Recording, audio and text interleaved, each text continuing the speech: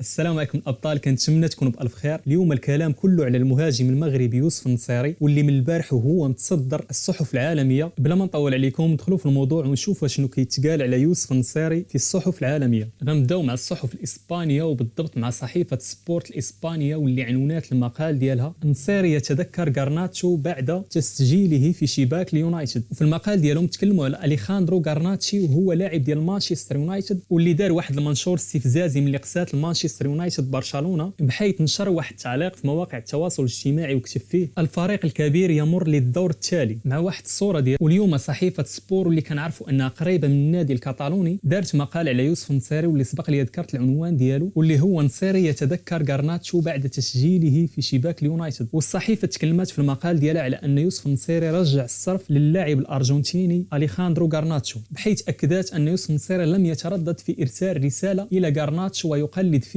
الطريقه التي سخر بها من بيدري. والله الا الصحيفه بزاف قالت لك ان الارجنتيني مصاب ولم يستطيع رؤيته، بين قوسين هنا كيكلاشيو اللاعب الارجنتيني. نمشيو لصحيفه الموندو ديبورتيفو، حتى هي بحال سبورت تكلمات على الاحتفال ديال يوسف النصيري بعد ما سجل الهدف الاول، وتعاودت نفس القصه اللي سبق لي وذكرتها على اليخاندرو غارناتشو. لكن الموندو ديبورتيفو ذكرت في المقال ديالها واشارت الى ان يوسف النصيري كان هو الشخصيه الرئيسيه في انتصار اشبيليا. هذه حاجه واضحه، وبين يوسف النصيري والحارس المغربي ياسين بونو كانوا من اكبر المساهمين في انتصار نادي اشبيليا. ندوزوا لصحيفه ماركا، واللي عنونات المقال ديالها بالقول: النصيري لم ارى في حياتي مثل هذه البيئه الجميله. وتكلموا في المقال ديالهم على ان يوسف النصيري كان هو المسؤول عن احياء ليله تاريخيه اخرى للفريق الاندلسي. ونقلوا التصريحات ديال اللاعب المغربي واللي عبر فيها على السعاده ديالو، كذلك شكر الجماهير اللي دعماتهم. كذلك موقع ماتشو ديبورت المتخصص في نقل اخبار النادي الاندلسي بين قوسين اشبيليا تغناو بيوسف النصيري وعطوه العلامه الكامله، وقال انه كان اكثر من ممتاز وتحصل على تقييم 9 من 10. وكذلك صحيفه ناسيونال تكلموا على الاداء ديال يوسف النصيري، بل اكثر من هذا ذكروا احصائيات مهمه بزاف على اللاعب المغربي وتقدر تصدم الكثير منكم، وهي انه ملي كيلعب يوسف النصيري فان نادي اشبيليا كتولي عنده الفرصه للفوز بالمباراه بنسبه 56%. اما ملي ما كيتمش الاعتماد على المهاجم المغربي يوسف النصيري كتولي نسبه امكانيه فوز نادي اشبيليا بالمباراه 14%. هذه الاحصائيات نشرتهم ناسيونال. الى لعب يوسف النصيري اشبيليا تقدر تربح بنسبه 56%، اما الى ما لعبش النصيري النسبه كتنقص ل 14%. هذا الشيء كيبين وكيبرز حاجه وحده، هي الاهميه والتاثير ديال المهاجم المغربي يوسف النصيري. وكذلك ناسيونال ذكرت التقييم اللي تحصل عليه يوسف النصيري، بحيث تحصل على افضل تقييم واللي هو 9 من 10. وكذلك ذكروا التقييم ديال الحارس المغربي ياسين بونو اللي تحصل على 7 من 10. ملحوظه حتى ياسين بونو دار ماتش واعر بزاف، بالاخص في الشوط الثاني ملي كان نادي مانشستر يونايتد ضاغط وتصدى الحارس المغربي للتسديده ديال كازيميرو بسهوله. نرجعوا ليوسف النصيري ونمشيو للصحف الانجليزيه، وغنبداو بصحيفه الديلي ميل البريطانيه، واللي عنونات المقال ديالها: غادر انريك تينهاغ بوجه مثل الرعد بعد الاخطاء الكارثيه لديفيد ديخيا وهاري ماغواير، سمحت ليوسف النصيري بتسجيل هدف اشبيليا الافتتاحي في اياب ربع نهائي الدوري الاوروبي ضد مانشستر يونايتد. وكذلك صحيفه التليغراف واللي عنونوا المقال ديالهم بالقول: ثنائيه نصيري لاعب اشبيليا يطرد مانشستر يونايتد الكئيب. وتكلموا في المقال ديالهم على الهزيمه ديال مان يونايتد، واللي فهمتوا من الصحف الانجليزيه انهم ما متقبلينش او ما تسرطاتش لهم الهزيمه. نمشيو لعند فوت ميركاتو واللي عنونوا المقال ديالهم بالقول: اشبيليا يريدون الابقاء على يوسف النصيري باي ثمن. وتكلموا في المقال ديالهم على الاحصائيات ديال اللاعب المغربي، وباللي سجل 18 هدف في 38 مباراه فقط. وكذلك نقلوا تصريحات وكيل اعمال اللاعب المغربي يوسف النصيري، واللي كانت التصريحات ديالو كالتالي: اتلقى باستمرار مكالمات من الانديه التي ترغب في توقيعه، لكني اؤكد لكم 100% ان النصيري لن يغادر، بالاضافه الى انه لم نعد نسمع الى العروض، بمعنى انه ما بقاوش حتى كيدرسوا العروض اللي كتقدم ليوسف النصيري. واضاف وكيل اعمال اللاعب: اقول نفس الشيء لجميع الانديه، ان النصيري لا يريد ان يعرف اي شيء، وان امنيته الوحيده هي البقاء في اشبيليا. الاساس ان جميع الصحف والمواقع العالميه كتتكلم على التالق ديال اللاعب المغربي يوسف النصيري، بمعنى انه ما كاينش شي موقع او شي صحيفه عندها علاقه بالكره ما تكلماتش على يوسف النصيري. حاولت نلخص لكم اهم ما تقال على اللاعب المغربي. ما تنسوش تعطيوني الاراء ديالكم في الميزاجور اللي دار يوسف النصيري، بحيث تحول من مهاجم اللي كان كلشي كينتقدو المهاجم اللي ولا كلشي كيمدحو. وكذلك الاراء ديالكم في الاستمرار ديالو مع نادي اشبيليا. اذا هادشي اللي كاين، سمحوا لي نعاود نبارك لكم العواشر، عواشركم مبروك، تعيدوا وتعاودوا ان شاء الله. وبطبيعه الحال وكيف العاده اللي مازال ما انضمش لعائله فوت فليكس يرجع البطونه كحله بيضاء وها هو معنا. كان معكم اخوكم محمد من قناه فوت فليكس. صلوا على رسول الله واستودعكم الله الذي لا تضيع ودائعه وتفاءلوا خيرا تجدوا.